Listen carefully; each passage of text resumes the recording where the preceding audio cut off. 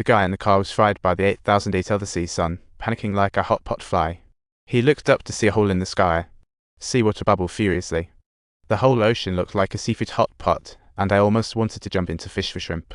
Even scarier, the sun was moving closer, about to turn the Golden Gate Bridge into golden crispy skin. In just a few seconds, the bridge was cooked into soft noodles, but the newly changed snow tires melted like chocolate. Next, the scorching light crept toward the city, like it was ready to throw a wild party. The next moment, all skyscrapers turned to ashes, the city's barbecue gone wrong. However, just as Earth was staging a horror show, clear skies in Italy were suddenly invaded by dark clouds, like something out of a movie special effect. The city of Smeta was buzzing with electricity, and when the World Cup TV went haywire, a guy dived into the TV, trying to fix the terrifying pop machine. Suddenly, the sky became hot, like a giant oven, giving the man a bad feeling. Then bolts of lightning went crazy, striking the ground like a wild electric dance party. Just as they were about to bolt, the hungry wolves decide to test snack time and attack. Everyone scrambles into the storage room, turning the situation into an unexpected game of hide and seek. Meanwhile, Frances London was not to be outdone, as a raven attack left people crying in despair. Countless crows swooped like dark knights, crippling city traffic, both striking inhuman life. His cover blown, wolves chase him, and Sam flees like in the last marathon. So they quickly found geomagnetic expert Carl. As soon as he heard about these supernatural phenomena, a bad feeling bubbled up inside him. It felt just like a scene out of an ancient prophecy. Carl immediately started digging through tons of data and modeling, leading to a shocking conclusion: Earth's magnetic field was seriously damaged by unidentified creatures. Trouble arose, the apocalypse loomed. The top brass called an emergency meeting, wondering if aliens were planning an invasion. The door freezes shut quickly, and everyone hurls fuel into the fire, using their flame to fend off the cold, like boxing with the Arctic breeze. He explained the pit has two parts, the inner core and outer core. The outer core is like a circle of hot, gooey liquid metal, making everyone drool. But now Earth's magnetic poles were starting to vanish. Who needs that candy? Restarting the core became humanity's only hope, but without tech. Not a chance.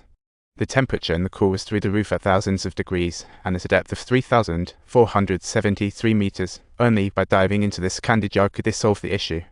At this point, humans have only reached 12,000 meters deep, so rebooting the core is like dreaming in daylight. Well worried, Professor Allwhite suddenly thought of someone, like a classic hero rising. They went to an abandoned warehouse, where Old Black, the geologist extraordinaire who had studied the core for 30 years, emerged a true superhero cinema. When Old Black learned their purpose, he immediately showcased his decades of research, switching on the machine like it was New Year's fireworks. Suddenly, dust erupted, and in seconds, a huge hole was blasted in the mountain, like a party. Everyone was stunned. With the machine, hope to enter the core sparked. They had just 8 hours left, and the geological expedition team set off like they were entering an emergency marathon.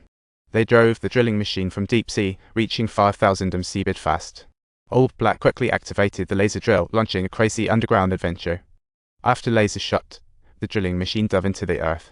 After 5 hours, they reached the legendary core. Cheers! But once in the core, they got stuck, surrounded by hard giant stones, and could only try cutting comic relief abundant. Suddenly, the external temperature soared over 8,000 degrees. Everyone put on special suits and started cutting, truly deserving an award. At that moment, a chunk of lava fell from above. It was the molten lava they left while entering.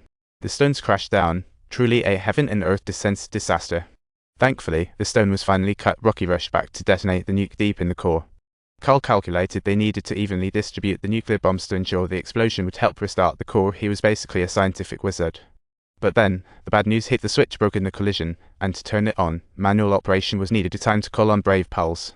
Old Black stepped up because the laser jolt was his brainchild. He understood this machine's weak spots intimately. Braving the high temperatures, he sauntered out like a movie star to the designated spot, and with a final push, he successfully triggered the switch, a legend in the making. In the end, Old Black stayed behind, and the core indeed revived after the explosion, like a phoenix rising from the ashes. The two intended to fend for themselves, but Carl had the brilliant idea: use core energy fluctuations to launch the drill, like space racing.